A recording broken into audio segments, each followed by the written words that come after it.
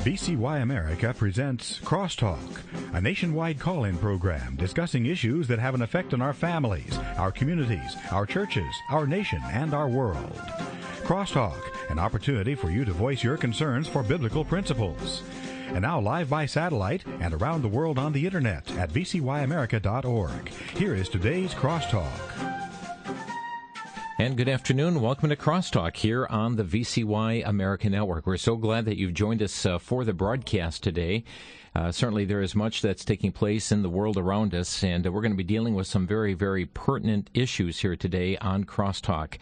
First of all, before we introduce our guest and topic, we would like to make mention of the fact that as we have conducted programs here on this station pertaining to Yousef Nadarkhani, the Iranian pastor, we understand that he has been freed from death row, but very much very concerned for his life yet on the safety aspect that he was acquitted of all charges.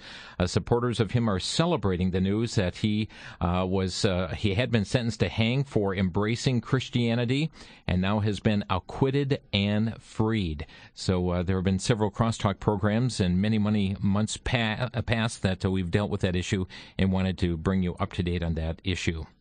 Well, education is very much at the forefront of today's news, specifically in Chicago, as thousands of Chicago teachers walked off the job, leaving some 400,000 children stranded without their education today.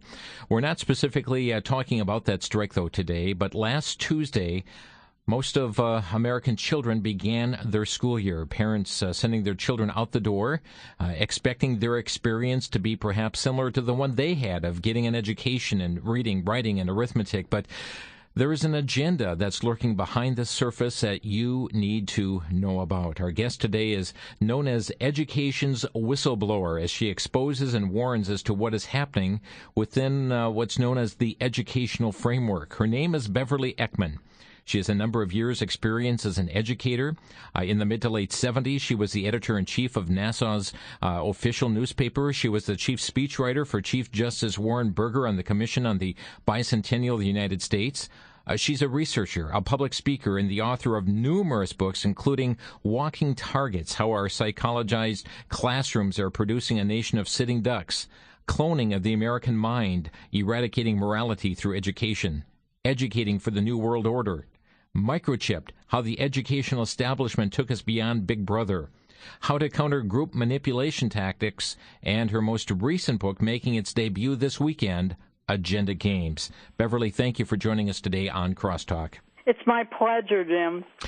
You, no doubt, you have been studying and researching this for many, many years, and you've blown the whistle on so much that's going on. And I think it's important that we clarify here at the outset as to who is doing this. We know that there are many, many good teachers out there who pour themselves into their work. They're trying to educate children. They spend late nights correcting papers and making lessons plans and really wanting to do what's best for young people. But when we talk about some of these manipulation games and the agenda going on, who or what are we talking about?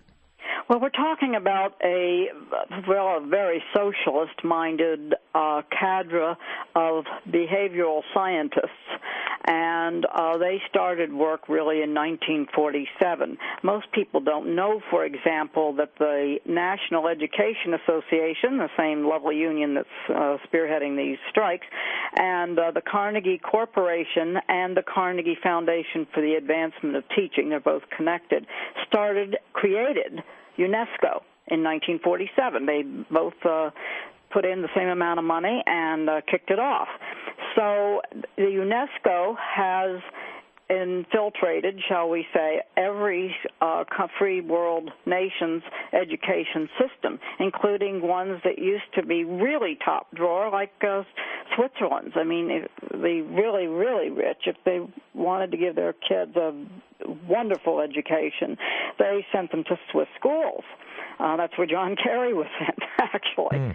But not anymore. They're suffering from the same stuff that we are, and it's very manipulative type of curriculum that we're getting. The curriculum just went more and more leftward as the Soviets, of course, kept going on. And while the Soviet Union's technically defunct now, they did plenty of damage, and the Marxists are still there. And the ideas and the whole theology, if you want to call it, of Marxism, because that's what I call it, is still in every one of these free world countries that had infiltrators going out, and they called them change agents, they called them manipulators, they called them professional provocateurs and agitators, all of the above. So that's basically who is doing it. And there are other organizations too that Centers for this and that, and I list them in Educating for the New World Order and in Cloning of the American Mind. I just put a list of them, and it nearly fills up a whole page. So what is their ability to get this into the classroom? Is it through the textbook publishers? Is it through teachers union type things? Is it through the Department of Education? How does it make its way from all these entities out there into the hearts and minds of very young people? All of the above. It is through the textbooks. The media is virtually owned by the left. I mean, we think we have a few, and of course we do. Obviously, you're one of them. Washington Times is one of them, and so on and so forth. But it's not enough. At the end of World War II, they started buying up media like mad, and it was a lot of people from, oddly enough, our Office of War Intelligence, the old OWI, and some of those people that were top drawer became Marxists in their own right, decided that capitalism, in fact, capitalism was a term the Soviets actually started, so I shouldn't say that, but they decided that the free market economy was not the way to go, but socialism was. They decided that that was the incoming thing. So you have a lot of organizations and media. They bought up textbook companies. They bought up newspapers, and the conservatives just did not, I'm sorry to say, have a clue. They did not get on the boards of this stuff and start throwing their money into that. Instead, they were busy throwing their money into campaigns and into, like the Republican National Committee, that kind of thing, but they didn't think to start buying up and sitting on boards of media. So in essence, we're talking about not just young people becoming victims, but actually teachers themselves, also certain teachers becoming victims of this. Yes, and in fact, the teachers' education, the preparation, all the departments of teacher education, that's what they call them, in all the universities are as leftist as they can be. I mean, I sat through enough of them, and one of them I sat through, the first one was at Texas Tech University, the last place on earth you would really think in the 60s, mid-late 60s, that you would be seeing any Marxist sitting anywhere. And I'm telling you, I recognized a few of the, lead-in lines and some of these things they were saying, and I was from Washington, D.C. then, and I had just moved to Dallas, and so for that reason I went to Texas Tech for 4 years. And I couldn't believe my ears, and the little farm kids and so on at that point in time who were mostly going to Texas Tech, it isn't like that anymore, but it was then, they're just sopping this stuff up. Mm-hmm. And then I went to University of California, and you know what that was, and University of California at Irvine, and then, of course, University of Houston. I was there for a while, too, with the space program. And so I sat through 3 different places taking graduate courses, and if the teacher could possibly make fun of a conservative talk show host, for example, they did. They would go to lengths to bring that into the conversation somehow or into whatever lecture they had going and laugh at it and ridicule it and get the kids to laugh at it and ridicule it. I mean, it was, and the other thing is that everybody had to take a psychology course. And I'm not talking about just one. To be a teacher starting in the mid-'60s, at least from there, because that's what I was doing. you had to take child psychology, adolescent psychology, educational psychology, psychology. They did not care whether you had a specialty like English or math or history. They didn't care about that. They didn't care if you knew about the value of X. What they cared about was psychology. And we can go into some of that, if you like. Yeah, as a matter of fact, you talk about group manipulation tactics, and that really ties right into this as well. Help expose some of those tactics that are being utilized for this purpose of control or pushing the agenda that's before them. Well, there are several tactics that can be used, and I, of course, have the technical ones. A lot of it comes from Germany, Nazi Germany, interestingly enough, and then the Soviets got in on it, and really it was people that were just interested in the subject of whether they could control thought or not. A big fellow in that was John Rawlings Rees, and he was from Great Britain, but he got in with the Nazis on this too, but he was once made a statement that he could turn the equivalent of, how do you say that? That he could turn an adult population into the equivalent of neurotic little children, and he bragged about that. And Rockefeller came along because he was sitting at the military post then, a military psychiatric institute called Tavistock. And Rockefeller came along and said, "Can you really do that?" And he said, "You betcha." And he offered him money. A lot of money, and they started this Tavistock Institute and Clinic. So some of the techniques they use are called artificial disruption or disorganization, cognitive dissonance, positive reinforcement, involuntary attention. So you can tell this whole list here is very technical. But what they do essentially is to make you believe that, okay, if you like coffee, they're going to make you believe that it's really hot chocolate, and not only that, that you wanted hot chocolate, not coffee. Just to put it in terms like that. And what happened was we started around the same time to get into marketing very strongly. I mean, our consumer markets just snowballed after the World War because they knew they could sell products to the American people who'd been on rationing, for so long. So what happened is they wanted to develop marketing techniques for all kinds of products. But how are you going to sell a new brand of cereal when the shelves are already lined with cereal? Yeah. Well, the way you do it is to find out the needs and likes and dislikes and lifestyles of your target audience. Target audience means a specific population. And so they went to psychologists to learn how to do this. And so what marketing people take now, basically, is psychology as well. Behavioral science is a huge major now. I mean, that's really, if you want to have a job, be sure and have a job, that's what you major in. It'll get you into law school, it'll get you into teaching, it'll get you into journalism, it'll get you just about anywhere. Wow.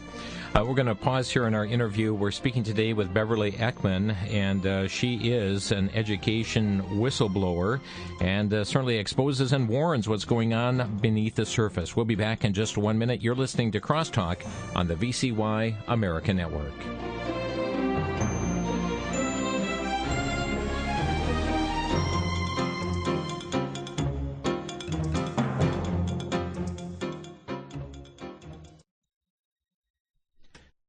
Back to Genesis with Dr. John Morris, creation researcher and geologist at the Institute for Creation Research.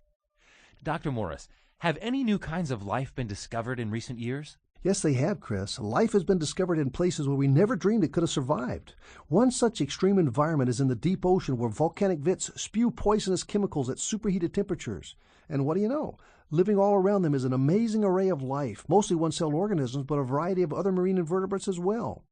From a creationist perspective, I don't necessarily think that God created those organisms to live in that environment, because quite frankly, that environment didn't exist before Noah's flood. But God did create organisms to be able to adapt to a variety of conditions that they would face.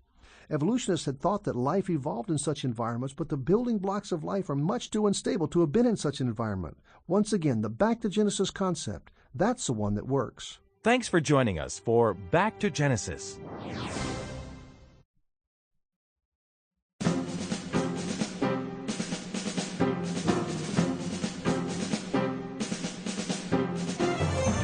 You're listening to Crosstalk here on VCY America. Our guest today is Beverly Eakman, and she is the author of several books, including the one just to be released this weekend called Agenda Games. She is very much a whistleblower in education. Our topic today is education's agenda, as we have education in quotes, education's agenda, and talking about some of the very aspects that are hitting the classrooms today. Beverly, you've found that list of some of the organizations that have been working to manipulate our educational system. Right. Okay, first understand that a bunch of grant solicitations go out from the Federal Department of Education every year. And they say we want a type of organization that will be able to, say, help in teen pregnancy prevention or help people become more tolerant or something like that. And so they will get these solicitations back from one of these many organizations. Mm-hmm. It'll be like the Carnegie Foundation for the Advancement of Teaching, which I said before, the Rockefeller Foundation, the Danforth Foundation, the Ford Foundation, the Robert Wood Johnson Foundation, the Kettering Foundation, the Aspen Institute for Humanistic Studies, the National Council for Social Studies, the Freedom to Read Foundation, the National School Boards Association, the World Population Council, People for the American Way, Council of Chief State School Officers. I mean, it just goes on and on. That's how many liberal organizations, 2 pages worth, really, that, and of course there's the gay ones, the Lambda, bunch, and so forth, and family planning advocates, of course, like Planned Parenthood and SICA, so that's Sex Information Education Council of the United States, National Women's Political Caucus. I mean, Gates Foundation. Wow. They haven't been doing that particular one, but all of these others have been going in and answering these grant solicitations, and that's how the curriculum gets in there. Wow. It goes into actually, it was going in the 80s and until Newt Gingrich actually shut it down, National Diffusion Network, and that was one of the first computerized, validated curriculums. It's against the law for the federal government to send curriculum into the classroom unless it's, quote, a compelling state interest, unquote. And it's Reading always is not a compelling state interest. Yeah. Sex is. And as you've named many of these organizations, perhaps not completely exhaustive, but it gives us a very good sense as to where things are headed, and we wonder why we're having so many problems within the education system, and we're seeing the socialistic nature of our schools. I mean, even in Chicago, they talked about here today about, okay, we've got 400,000 kids without being educated here today, but we're keeping certain schools open so they can get their breakfast and lunch today. Yeah, that sounds right. Yeah. That sounds exactly right. So give us some examples of how organizations like some of these that you've mentioned, how they've been, okay, they're into the educational system, but help us understand how they're twisting things, when that twist goes on, it's more than just something in a statement in a book. It is certainly young people's minds that are being twisted at the same time. Oh, yes. That's definitely the case. What's happening is that teachers are trained, and some of them don't even realize this, to make kids think that they're more important or more grown up and mature than they really are, and they will pit them against their parents. Mm-hmm. And the way they do this is to say, well, okay, I'll give an example. Suppose there is an assembly. And at this assembly, they bring in some gay people to expound upon the fact that it's not such a bad thing. And a couple of the kids start laughing in the audience, and at the end of the thing, they go back to class, and the teacher really lets them have it. And they say, you wouldn't want somebody to call you a dumb jock, would you, because you're in sports? And it's the 10-year-old kid. He says, no. And he says, well, you know, your parents probably wouldn't understand, but, you know, you don't have to. You're more grown up than that. You're of a different generation, you know. So you can make up your own mind. So they already they've been given the permission from a contradictory authority figure, because to a 10-year-old, a teacher's an authority figure, but so is his parents. So he's been being made in his mind to make a choice. Do I go with my teacher or do I go with my parents? Well, the teacher just said, I'm really mature, and that sounds really good. Mm-hmm. So, well, what it also does is it pits the young people against their parents, thinking, I know better than mom and dad do. Exactly. And pretty soon that's going to play out as maybe he goes home and says, Mom, you just don't understand. Quit killing the planet. And Mother's saying, what? What do you mean killing the planet? You're polluting the planet. You're killing the planet. And that is just another, that's a backhanded way of what has happened in the classroom, of him feeling more superior to his parents, because he reads in science class about the climate change, supposedly global warming. He doesn't have any other theories that he's even given as it's only a theory. So what's the other theory? What is the opposing theory? Well, he wasn't given that. So he comes home and takes it out on his parents and says, quit polluting the planet, quit killing the planet. And it comes out of nowhere. And that's when parents suddenly think to themselves, what has happened here? I don't know this kid anymore. Yeah.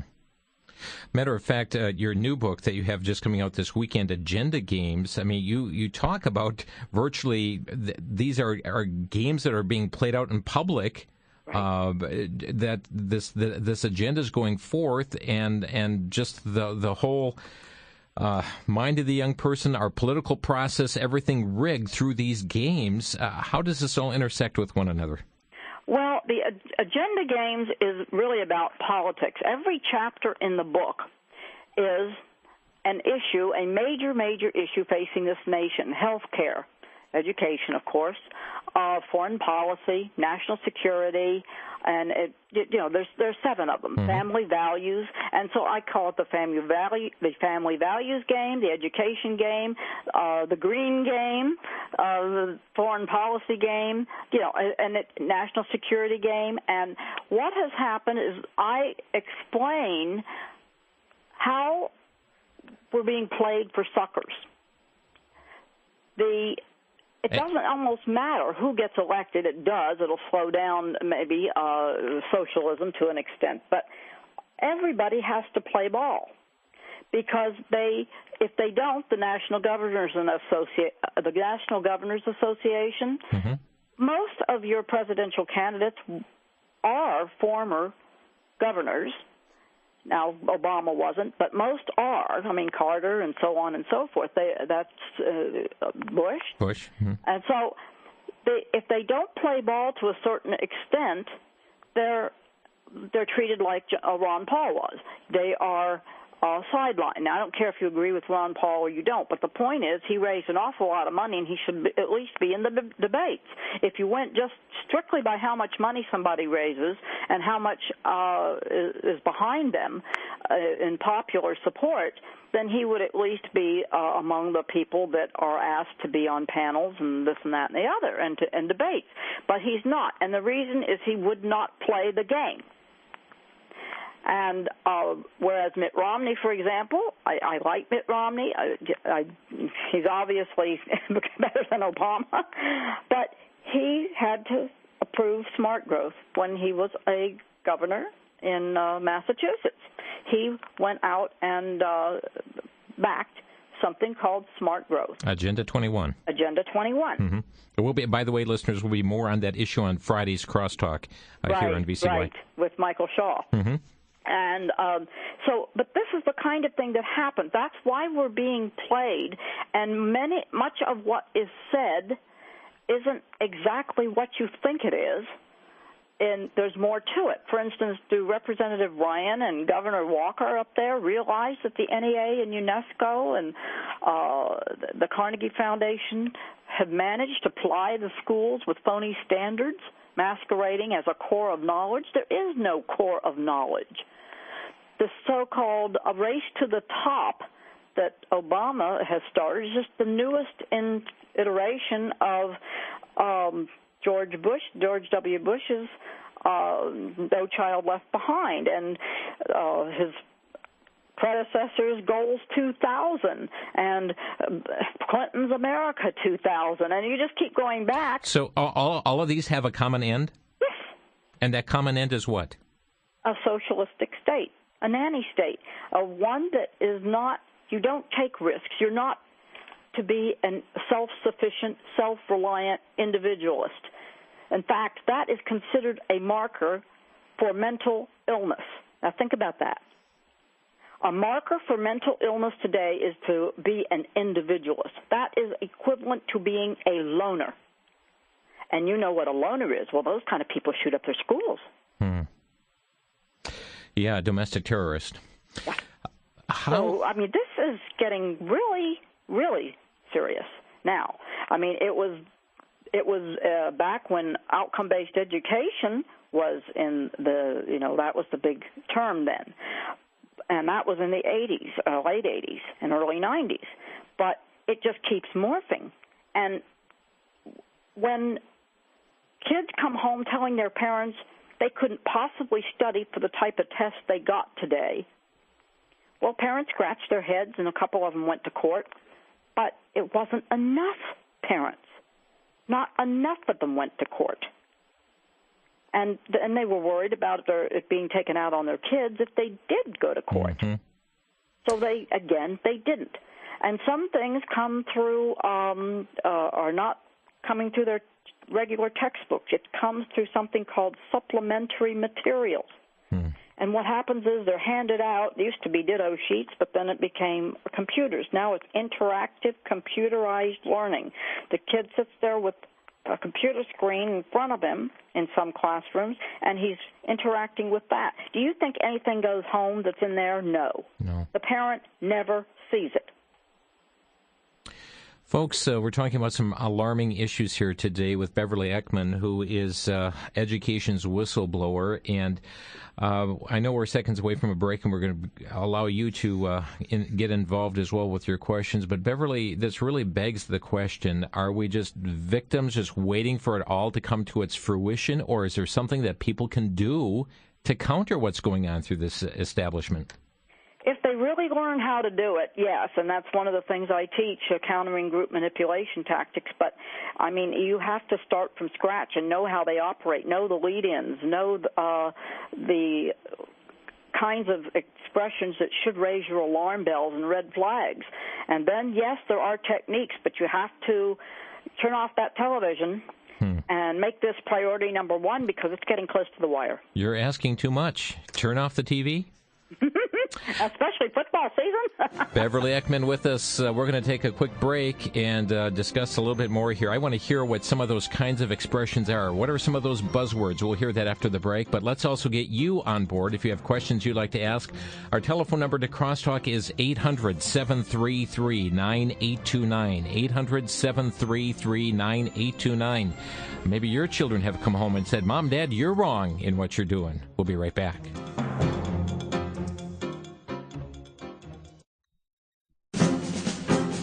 Technology continues to expand the ways we can send and receive audio files, and the Crosstalk program is no exception.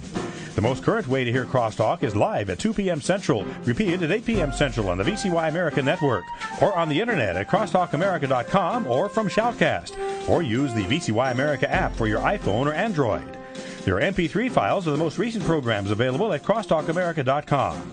But sometimes it makes more sense to have a program on CD to listen again, or to give to a friend or relative, or even to play for a church gathering. Order Crosstalk CDs for a donation of $6 each by calling 1-800-729-9829. Just mention the date or dates of the programs you need. Or mail your request to VCY Tape Ministry, 3434 West Kilbourne Avenue, Milwaukee, Wisconsin, 53208. And again, that phone number for Crosstalk CDs is 1-800-729-9829. That's toll free, 1-800-729-9829.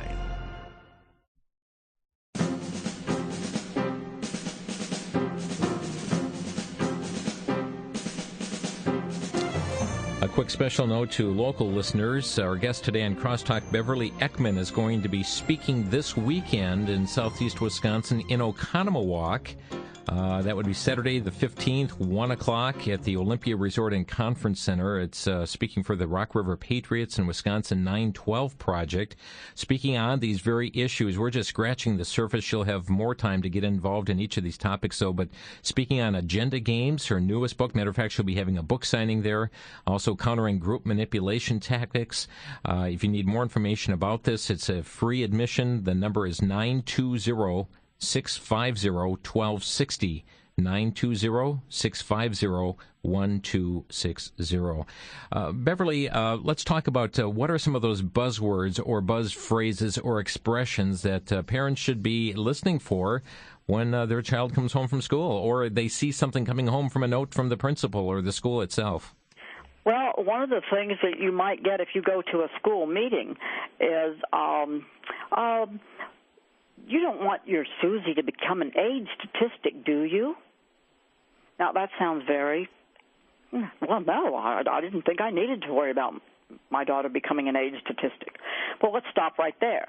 If this person is a facilitator of a meeting, that response, I don't need to worry about my daughter becoming an age statistic, is helpful to me because, you see, what I do care about is knowing where you're coming from, just enough to decide how to handle you. Sometimes people are lulled into believing facilitators actually care about their views. So if this professional facilitator, which is also a change agent or a provocateur, is in charge of this meeting that you went to for the schools, she's going to ask a follow-up question. Well, why do you think you don't need to worry about your daughter becoming an age statistic? And the parent might say, because I've taught my daughter right from wrong. I taught her that sex is a sacred trust. I think sex should be equated with love, not some loathsome disease. Again, great answer, if this was an honest discussion. But you see, that was a self-serving question that the facilitator just asked. She'll use it against the parent later to isolate her and to turn every other member of the group against her. They're that good. Is there another expression? Yes. Everybody knows why you think, well, if everybody knows, then the way that is phrased, it makes it sound like there's something wrong with you. So when you hear everybody knows, that's a lead-in line. Doesn't matter what it is they're supposed to know. That's just one of these expressions that is should get your alert. Start alerting you that something is not quite right. And there are others, too. There's, the straw man argument. Now, there's a technique called irrelevance, and there's the distorted argument, and there's age-related arguments they can use on young kids, too. Everyone on the committee understands why you are opposed to teaching whatever it is. So when you hear that kind of thing, you need to be, thinking, your alert should go up. Even a right-wing fundamentalist will admit that age is a problem. Well, when you hear even a right-wing fundamentalist, the last thing you should ever do is deny that you're a right-wing fundamentalist. Let's pick up some calls here. Let's go to Mary from West Bend. You're on the air, Mary. Hi. My husband is on the school board in West Bend, and he was the only board member who fought against a new for credit volunteer course that was just implemented this year, and it's aligned with Partnership for the 21st Century Skills. And I was wondering if you knew anything about that, if you could shed any light on it, and I'll hang up and listen. Thank you. Thank you, Mary. Was she asking if I knew what this particular partnership was? Yeah, Partnership for the 21st Century. It was aligning with this group or entity. There are a lot of different partnerships, and it's called public-private partnerships. And that is government's way to get their foot in the door of a community so that then they can turn the community more toward a statist mentality. In other words, we know better than you, and you'll give some of your autonomy over to either a regional group, or it'll be called a group, but it really comes sometimes out of UNESCO or out of the UN anyway. You just don't realize it, because what they do is they get kids that are majoring in political science to join forces with organizations like, the American, I can't remember now what it is, the American Psychological, not American Psychological Association, it's another one, it'll come to me, APA, and that's why I'm getting hung up on that word, that P, what the P stood for.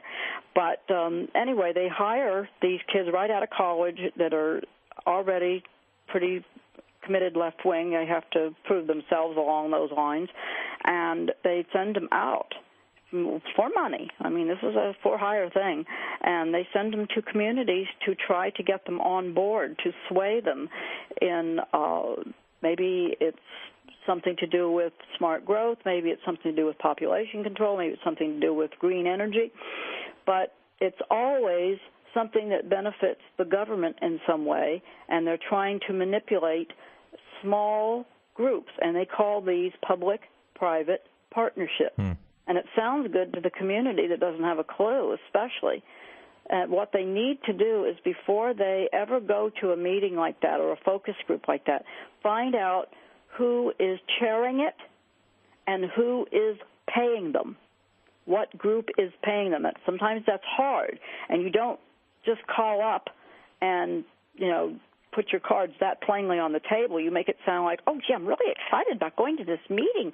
Can you tell me who the facilitator is, or who the person that's running this particular show is? Who is going to be speaking for this group? And I was just wondering where they're from. That doesn't let anything off the table. You're not lying to anybody. You're not doing. All you want to know is who's paying whom. And is this really one of you guys? Is it really somebody from the local community? Chances are it's somebody you never heard of. Let's go to Burlington, and Edie, you're on the air. Well, I was thinking one easy way to counter some of this, a lot of groups and organizations are now using the Internet to counter a lot of things, and I was thinking that, homeschooling is one way and Christian schools are another way. I think it would be great if there was a lot of online Christian education that would counter everything else that's out there. I think it would be relatively inexpensive to do, and, there's a lot of people who have already created materials and things like that. If there was a way to provide it inexpensively, that would be great. I mean, I think we're in a crisis situation right now, and I think we have to find ways to counter it quickly. Beverly? I absolutely agree with your caller. We are in a crisis situation. The thing they're going to hit you with on that is accreditation. They're going to say, oh, well, that's non-accredited. You'll never get into a decent university. You'll never get in, to a decent job because you're non-accredited. The way to do it is what we should have done really a long time ago, is to have started to franchise private schools that are Christian or, whatever, even if it's secular, but still free market and conservative and traditionalist and, that kind of thing, and patriotic. We should have started these schools and then franchised them out. I mean, the Catholic Church did that essentially. I mean, all these different Catholic schools, what they did really was franchise their schools. And so there's Montessori. They franchised their schools. And so we could have done the same thing, and without calling ourselves right-wing Christians. I mean, you don't do your enemy's job for you by labeling yourself. I mean, CBS doesn't call themselves the Marxist Network. I mean, so we shouldn't be doing that kind of thing. But on the other hand, there was an opportunity, and I think there's still a window, and then you get accreditation at the small level, very small, and then they think, it doesn't matter, sure, we'll go ahead and accredit them. Then you franchise and go all to every state. Edie, thanks for bringing that point up. Next to Holly in Owen. You're on the air, Holly. Yes. We had attended a school board meeting a couple of years ago, and we had asked, if they would take a homosexual book out of the library that the parents had objected to, and asked us to help because we really weren't part of the public school system. Our children went to Christian schools or they were homeschooled. So we went, and at the meeting my husband stood up and said it's just not right. The children won't learn what's right and wrong. And the school board member jumped up out of her seat, and she said, right, wrong, there is no right and wrong. Right and wrong, right. I've heard that one. I've heard that. We were just dumbfounded. No wonder the children don't have a chance. Yeah, that's it. That is, she's got it exactly. In fact, when I need to find it again. There was a fax that was sent to a bunch of teachers in North Carolina explaining that there is no right or wrong, only situations. And it was a whole list of things that they're doing differently now. And that really goes back to all those situational ethics things that we had, all these little problem-solving things that young people are supposed to determine. Exactly. Values clarification. Right. That's what it's called. Who needs to be thrown out of the boat. Yeah, right. And I'll tell you, too, there are 5 steps to indoctrination in the schools, and I'll tell you what they are. You eradicate the subject support base, the student support base, and they call it the subject because they're being technical. But you get rid of his emotional life raft, and the way you do that, of course, is to undermine his parents. Then you bombard the child's senses with a steady diet of conflicting, confusing images and words in order to impair rational thought and discourage any reflection on his part. And the result of this is a vacuum where his belief system used to be. And once that vacuum has been created, leaving the kid vulnerable and impressionable, then the technical term for that, by the way, is he willing to receive stimuli? Then you lead him to the desired ideas, concepts, and beliefs, which are transmitted via these intermediaries called teachers. Then you condition the child through repeated exposure to these desired beliefs. You repeat it in English, you repeat it in social studies, you repeat it in sex education, you repeat it in the other health classes. You just keep pounding away at it. And then, of course, the media pounds away at it. And then you test or survey to find out whether your new beliefs have become internalized. And that's why there's a difference between a test and an assessment. Most parents don't realize that your standardized tests are no longer called standardized tests. They're called assessments. It's a legal way of covering their derriere. Holly, thanks for the call here today. Thank you. Bye-bye now. And we saw the very thing you're talking about when we saw the GLSEN put in for their pro-LGBT text into the school system to incorporate the LGBT curriculum into every class subject. They said even use homosexual couples in their math story problems, and that just bears out the very things that you're talking about there, Beverly. Yep, that's it. We're going to take a quick 60-second break, coming back to more of your calls here to Crosstalk, 800-733-9829, as we talk about education's agenda today with Beverly Eakman. We'll be right back.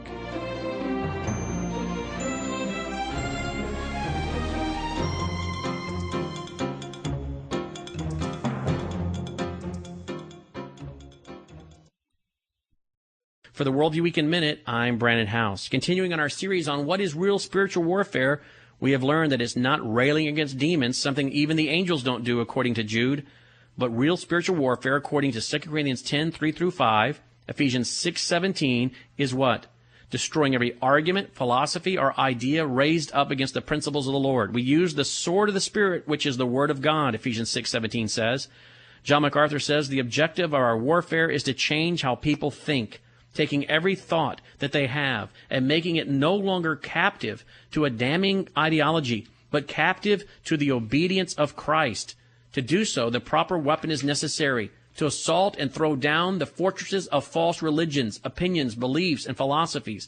Only one weapon will suffice, the truth. Thus, the only offensive weapon in the Christian soldier's armor is the sword of the Spirit, which is the Word of God. For the Worldview Weekend Minute, I'm Brandon House.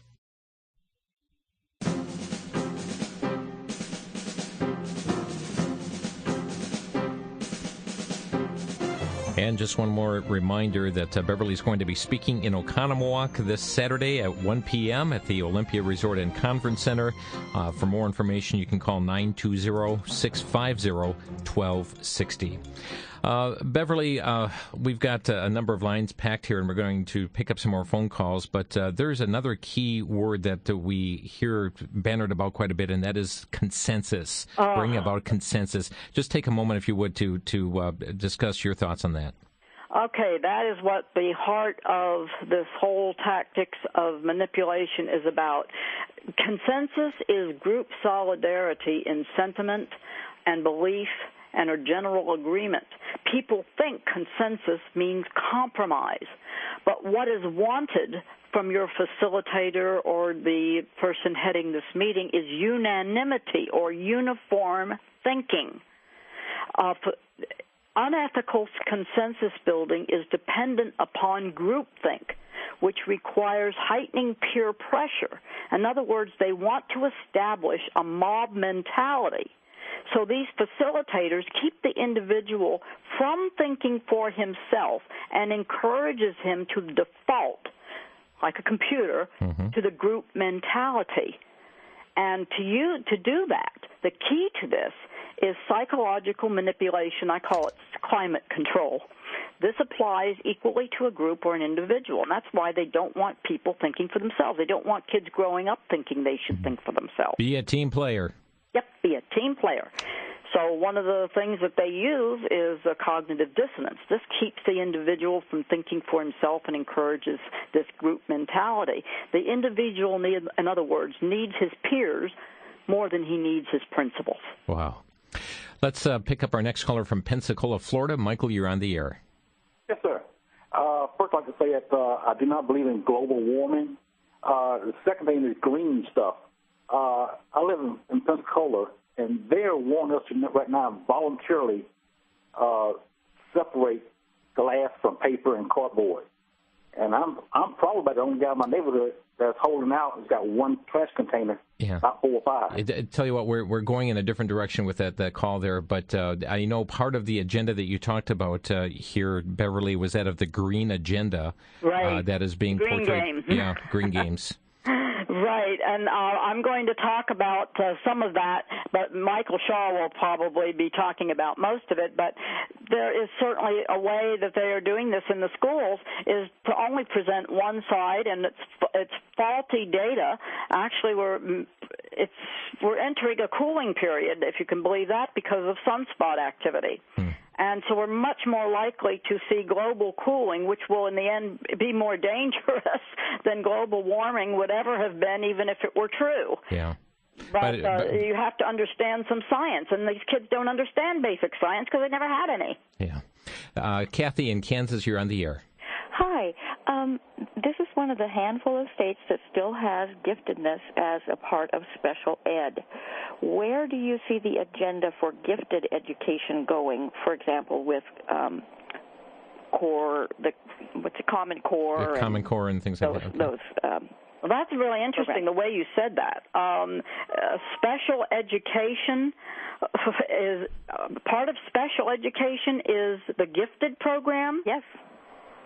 That's interesting, because the way you've said that is they are looking at gifted individuals as if it were a mental illness.